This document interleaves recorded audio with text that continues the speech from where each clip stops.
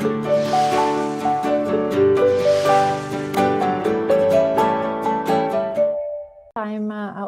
already presented. I'm Lerta Vular-Izvanoglu, and I represent the University for Business and Technology from Pristina, Kosovo. I had the pleasure to be part of Restore since almost since the beginning, when Restore started with first working group 1, and actually everything started, as Paula mentioned, 4 years ago, when we gathered in Faro, almost something around 40-50 researchers, professionals, and we were trying to discuss what is actually, where we are right now, or where we were at that time that we were discussing. And we actually started, everything started with a Brundtland definition of sustainability. Do nothing today to compromise the tomorrow's generation. But the question was, is it enough? And this is actually a sustainability definition from 30 years ago, and what we have done during these 30 years, and are we doing enough to move forward from this definition and go forward to what we really have to do, and which will our impact into the environment should be. Of course, we took into consideration, we really concentrated to take in consideration the sustainability goals defined in 2015 in Paris, and these told us that we should not concentrate only into the 30 years ago definition of sustainability, but this is actually how we saw, or how we treated the entire definition. So how was the impact of human impact into the environment, which we had the entire the time that we used the entire forces to impact the nature, and slightly moved into the eco era, when we try to care about how we treat the environment, and move now into the CITE era, when we have to regenerate what our impact and our activities and our everyday choices on how we treat the nature and the environment. As Paula already presented, we are slightly moving from the business as usual, and from a less bad version of the built environment into building a better place environment. So actually, the sustainable state of understanding or treating the environment is moving forward into restorative and further into the regenerative state of mind. What we have done in Restore since the early beginning, what we saw as a lack or as a missing part into the literature was the sustainability dictionary, or sustainability definitions. Defining the sustainability language. Actually, we defined sustainability as we give back to the balancing point, where we get back to the environment as much as we take. And as we said earlier, this is moving forward into restorative, when we want to reach a healthy state for everybody. And up to the regenerative sustainability, where we don't have to only maintain a healthy state, but we have to evolve, and we have to give more than what we take from the environment. When we saw when we treated actually we tried to understand which are the regenerative principles, and we went back to the definitions of principles from 1994 from the John Tillman Lyle, when he defined the 10 principles of regenerative. And since the beginning of Restore, for the working group 1, we try to define how we want to treat these principles. And we actually were focused on the four main ones, so nature, place, economy, and education, as the ones that should move or make this movement from restorative to regenerative. And we try to not understand only the state of the art, where we are right now regarding these principles, but which is the vision that we want to follow in order to improve ourselves and our environment into a regenerative one. And the vision that we wanted to follow for the way we treat nature was the move from exploitation of nature to the regenerative design, which is in harmony with nature, or move from the globalized standard solution regarding the place and try to understand the history, the culture of the places, and move from the buildings or from the very urbanized environments, highly urbanized environment with a standardized solution or standardized building with standardized materials, into the ones that respect the place where they are built. And regarding the economy, of course, we wanted to move from the linear economy into a circular one, while regarding the education, we wanted to inspire, move from the way how we did or how we are doing the education right now, from the top-down approach into a bottom-up approach. The first working group had 4 subgroups, and each of them had a specific topic to treat. The first working subgroup was dealing with health and well-being and equity of the buildings. The second one with the living buildings, the third one with the heritage, and the fourth one with circular economy. Each of them came out with a very good proposals and solution, and treated case studies, very good case studies, which came from all around Europe.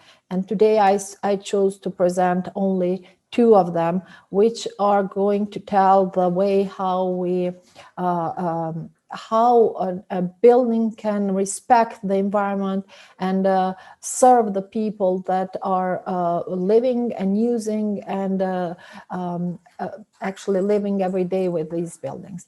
The first one is the case of Te Kura here Community Center, Tribal Community Center in New Zealand. Actually, this is the first living building challenge building in New Zealand. The Tahoi tribal in New Zealand was fighting for their land rights for 150 years, and after and they are very much connected to the land and to the principles and then to the beliefs they have regarding the land they live. And after this very huge time or long time they were trying to save their land, they were trying to look forward, and after this peace, let's say, was built, they were trying to find solution on how they can move forward and build their future, actually. And when the New Zealand government has decided to give them an incentive, financial incentive, the discussion was to share this amount of money in between the community, or to build an environment that actually can serve as a community center, which will connect people to people, or connect people to nature, and connect their beliefs and share their beliefs. And here they come with a the Kura here community center, tribal center, which they built with the natural materials. All the materials were harvested regionally. The way how they used actually the design of the building were very much presenting the way how they treat the land and how they want their community to live. You can see everything is the materials, as I said before, was harvested regionally, and everything was built with wood, and they have very good community spaces, including administration, archive, and everything. The building was very well naturally lighted, and the way how the light enters the building expressed the way how the people want to treat the nature and how they want to feel the nature inside the building. The windows were fully operable, and the building has a very good natural ventilation system. All the water of the buildings have been retreated, collected and retreated, and also UV treated, which can be used also for on the taps, on the bathrooms and kitchens. The building was actually a net zero energy building because most of the energy was produced by the solar energy. And most of them, as I said at the beginning, was not only, the idea is not only build a building which has a lot of environmental data, like saving water, saving energy, reducing carbon emission, etc. But the idea of connecting it to the beliefs and to the people and to the society and treating them equally, it's let's say it's a step forward of how we want to treat buildings in the future and how these buildings can serve this community where they are living. I will share with you a video of this building later on the chat, while I will continue with a second case study. The second case study comes from Kosovo. It's actually a totally different building. In this case, it's buildings which has two parts: TV studios and also a community center or event center, which was built. It's something around 10,000 square meters buildings. In this case, the buildings or the architect and the investor have been concentrated on how they can use and reuse the materials that can be found locally. Being, let's say, being enabled or willing to use the materials that are already used and reuse them and retreat them in the way how they are to express another feeling or another architectural point of view. You can see the entire administration wall, around 60 meters long wall with 8 meters high, have been covered with the bricks which are given or which are taken from the houses, burned houses during the last war in Kosovo from 1999, and these tiles have been cleaned and retreated in order to be used as an interior part, which express a history more than it express just a cover of the wall. Another part is all the, actually I forgot to mention that this was a factory, a very old factory, which most of the part of the factories have been reused in the way how they wanted to express another feeling, as I said at the beginning. Radiators were also reused, and elements of the radiators have been used as a door opener or windows opener. Lights have been used, lighting fixtures have been reused. You can see in the small picture the design of the lighting fixtures at the old factory and how they have been redesigned in order to be used in the new building. All the other walls apart from the brick walls have been covered with wood, which have been leftovers from a wooden factory. So what a wooden factory, part of the woods that the wooden factory doesn't want to use have been collected, designed and cleaned and used as an interior design for the walls. While the most interesting part of this building is the facade.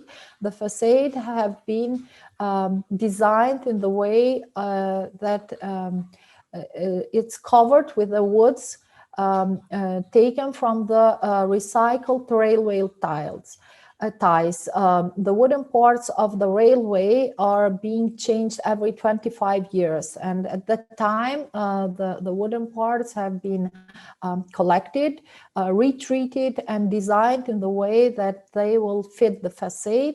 And also, if you see the lower part of the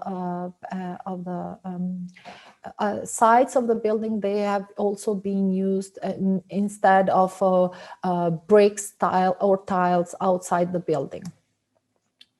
While at the event center, if you can see the interior walls of the event center have been designed and have been built with wooden sticks, which have been wicker and in the way that they present, or they are very good acoustic elements as well. You can see now, I will share a video with you and you can see the way how they have been designed. While instead of using just acoustic elements at the ceiling of the building, 80 centimeters of bushes have been proceeded and have been treated and have been tested as well in how they will absorb and reflect the voice of the people that are using the center, and have been tested successful and used as a ceiling covering in this part of the building. I will try, I don't know if you can see a video and hear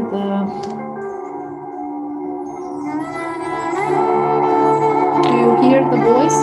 Yes, perfectly. Just